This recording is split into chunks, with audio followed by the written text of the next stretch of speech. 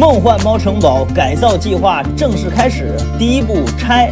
首先，我要把房子里所有的老旧装修拆除掉。在拆除的过程中，我的脑子里已经构思出了后期装修的大致方向。很多人建议我弄成猫咖的形式。说实话，我追求的远比猫咖要高端得多，因为我要打造的是主题猫屋，每个房间一个主题，这样既能保证后期拍视频和直播的效果，而猫咪们也能乐在其中。看视频感觉这活很轻松，实际我们花了3天时间才完全拆除干净。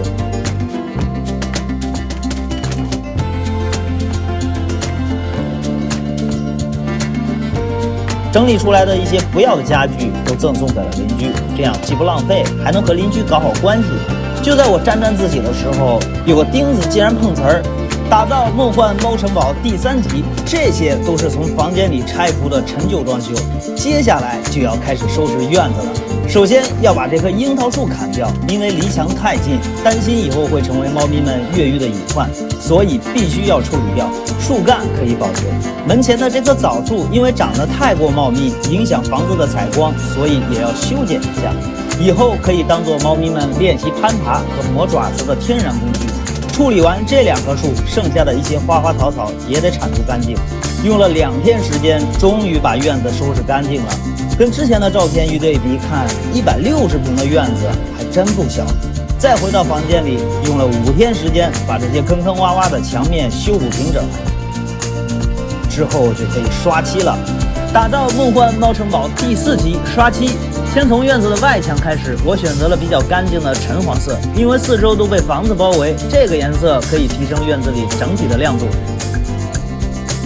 阳台的墙面也是用了相同的颜色，至于房子的外墙，等会儿再揭晓。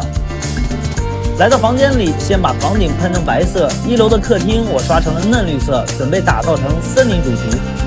代表梦想的蓝色用在了1楼的卧室，畅想一下这个房间未来。2楼的客厅我刷成了粉色，希望猫咪们在这里能过上。办公室我选择了偏暖的嫩黄色，看起来比较温馨干净。既然是猫城堡，房子的外墙我最终还是选择了比较有挑战性的猛蓝粉。刷上之后感觉还是挺不错的嘛。刚刷完漆，护栏和门窗的装饰就送来了，等下集我们再安装吧。这次我要把院子里的花坛拆除掉。第一步，先把这些茂密的杂草清除掉。第2步，再把花台拆了。不好意思啊，兄弟，看来这次你得搬家了。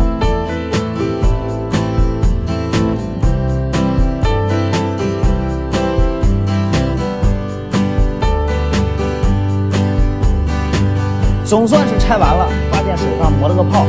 休息了一会儿，继续拆这个小花台。相比刚才那个大的，这个小的明显好拆一点。不过头顶烈日，我头疼的是这个枣树根盘的哪都是，只能从根上修剪一下。你以为这就结束了吗？别划走，后面该给160平的院子添第1件东西了。专门跑到200多公里外的地方捡一车石头，这样才算完整。话不多说，挖坑。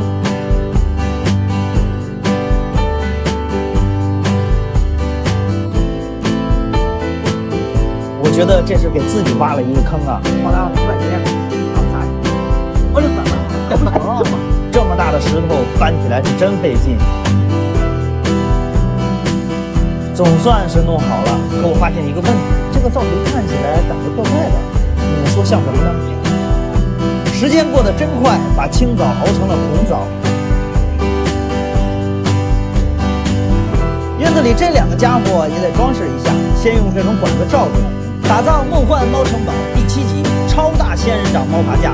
如果前面的视频都是开胃小菜的话，那么今天这条绝对是第1道正餐。160平的院子里不弄点大型的东西，显然有点衬托不出院子的气质。这个4米高的仙人掌猫爬架，你们觉得给不给力呢？麻绳染成绿色，晾干之后缠在管道上，用热熔胶固定。确定好位置，准备开始种植仙人掌。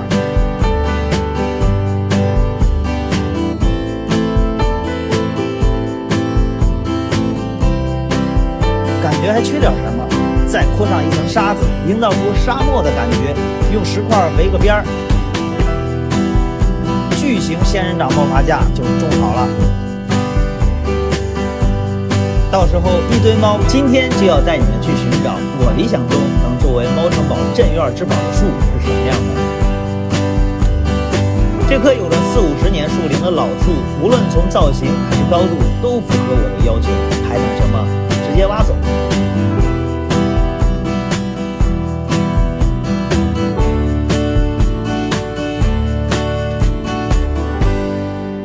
为了方便运输，只能把树枝全都锯掉，等回去再组装。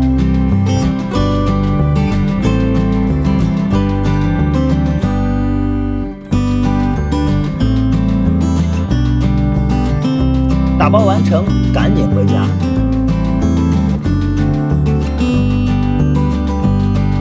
开始栽树，虽然这棵树已经干了，但还是挺沉的。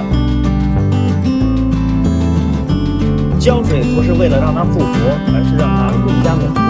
接下来就要给它恢复原貌。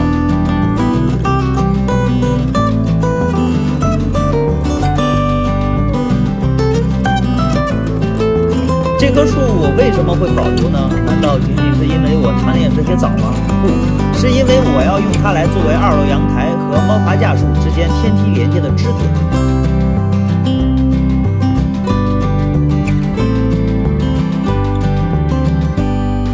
趁着雨天湿润，院子里的草坪也可以铺设了。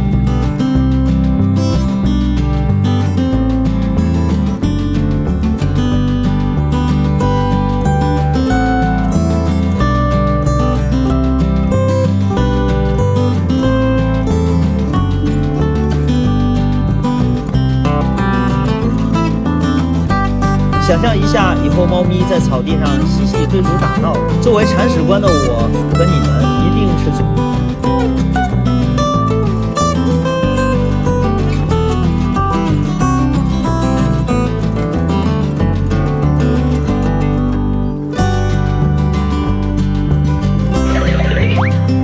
打磨的这棵树就是之前砍掉的樱桃树，经过整个夏天的暴晒，树已经干透，可以改造了。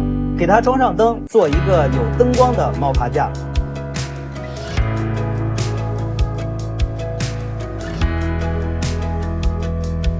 因为院子比较大，所以我给院子支了2个大灯，方便以后夜间猫咪玩耍和直播。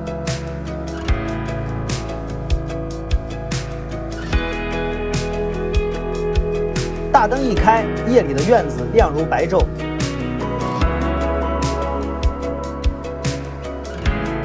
天梯也装上了灯带，以防夜间眼神不好的猫咪因为瞅不见道而失足跌落。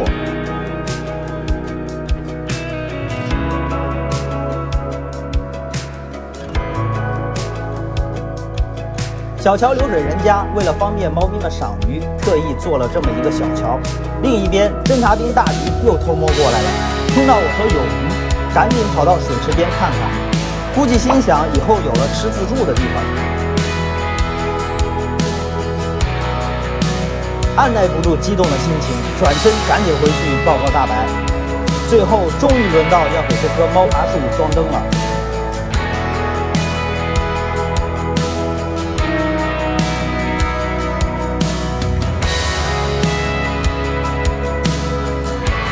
夜幕降临，到了检验成果的时刻。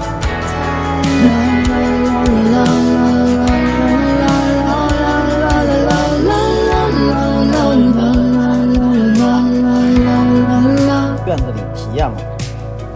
当然，30多只猫不可能全都带过来，只能选几个代表：杰克、二蛋、小对子和奶昔。经过短暂的熟悉之后，他们开始体验院子里的各种设施。二蛋还品尝了院子里的草。当初为什么给天桥铺灯带，就是因为小对子眼神不好。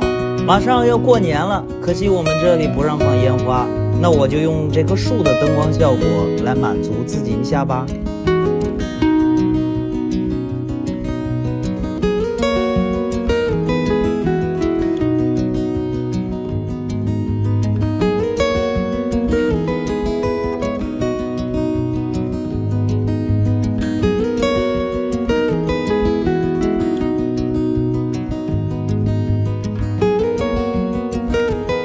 这次我选择用减法，不会像天空之城那个房间元素那么多，先把这2个小窗户封上。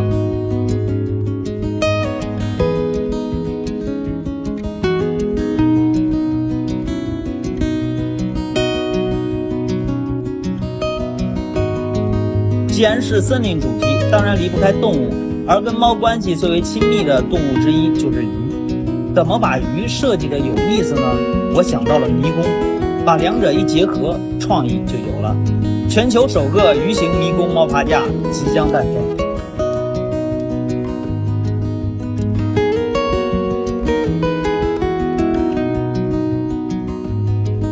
以前都是猫吃鱼，以后你们将会看到鱼吃猫。怎么个吃法呢？等猫咪体验员来了，你们就会知道了。打造森林主题猫屋，很多人看了这个鱼形迷宫猫爬架之后，感觉叫海底世界更为恰当。其实吧，我也觉得有道理，所以我决定把这个房间更名为动物世界。至于原因嘛，你们先往下看。很多时候设计的灵感都源于反复的尝试。比如说今天设计的这个猫爬架，就是我在地上反复组合了很久才成型的。因为我并不是设计师出身，所有的设计也都基于这几年养猫的经验，谈不上完美，但至少在我这个层面已经达到了顶点。上墙看效果吧。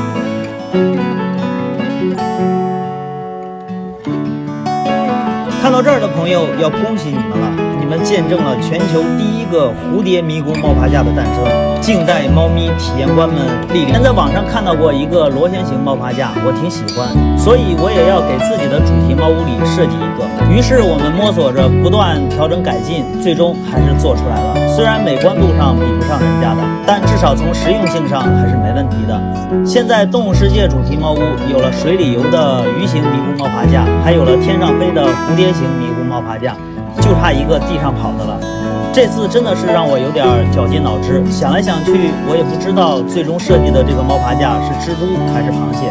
你们看了之后觉得更像哪个呢？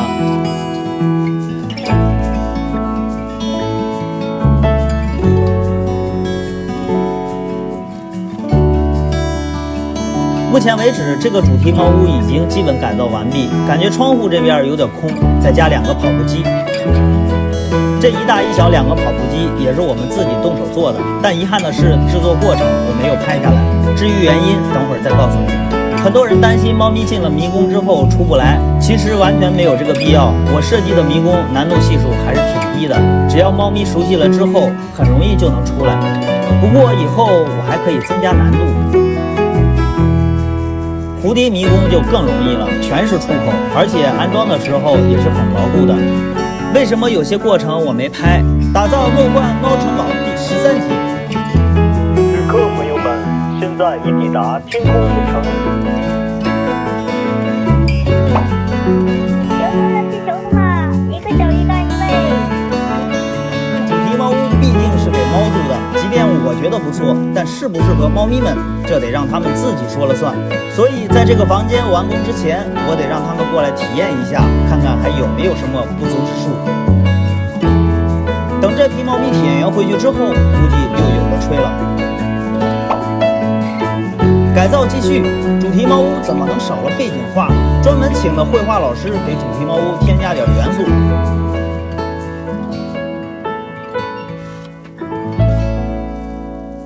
担心天空之城里的房子不够多，在房价这么高的情况下，我还是咬了咬牙，又给他们多造了几栋。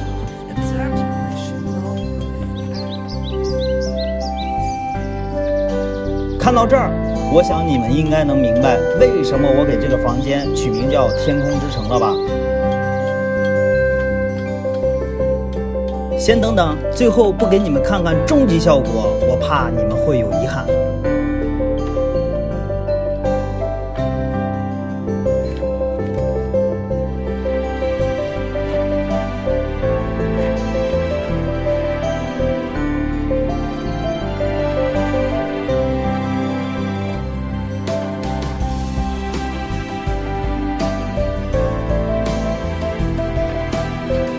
下一集我们开始打造森林主题猫屋。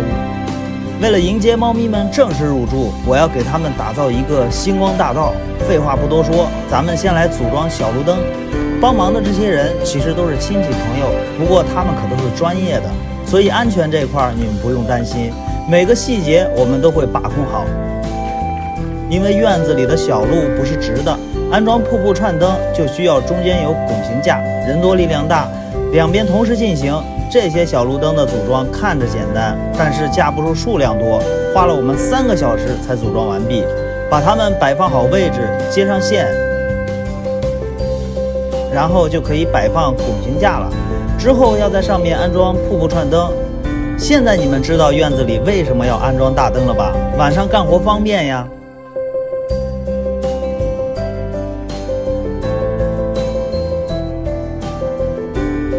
一切都安装完毕，就差通上电看效果了。感觉这效果还是挺浪漫的。以后小猫咪们走在星光大道上，个个都是小明星。这些灯都是防水的，所以不用担心安全问题。是不是又有人开始担心起院子里的电费了？这些串灯的总瓦数也就150左右，小路灯的灯泡也都是节能的。再说这些灯也不是24小时亮着，即便一直亮着，一天的电费也只相当于一只猫1天的猫粮钱。猫咪是不需要这些灯光效果，可是你们看着喜欢，价值就体现出来了。有人说我做的这个栅栏是为了加高墙头，有的人说是用来种花。其实2个答案合在一起就对了。我就是要在墙头上种花，一来是为了加高围墙，二是在墙头上种花显得更加美观。那么问题来了，种什么样的花比较好呢？这个问题就交给你们了。围墙原本的高度是3.2米，再加上50公分的围栏，将近4米的高度，除非猫咪长了翅膀，不然是绝不可能爬出去的。下面就是要给墙面刷漆了，先用胶带确定顶上的高度，调漆，开始粉刷。刷漆的环节还是比较治愈的。在此，我想发出一个邀请。猫城堡的围墙需要一些创意墙绘，有人愿意在猫城堡里留下自己的作品吗？拐角的墙头补上栅栏，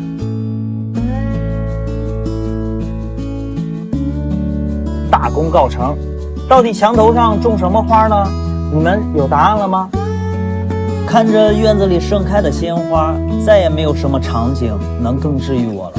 如果有，那就是把猫咪们放进来。在经历了8个月的改造，猫城堡的院子已经离我心目中的更为接近了一些。回想起1年前，他们被迫从原来的猫城堡里搬出来，可能也没想过有一天，他们还能奔跑在这样有阳光、草地和鲜花的院子里。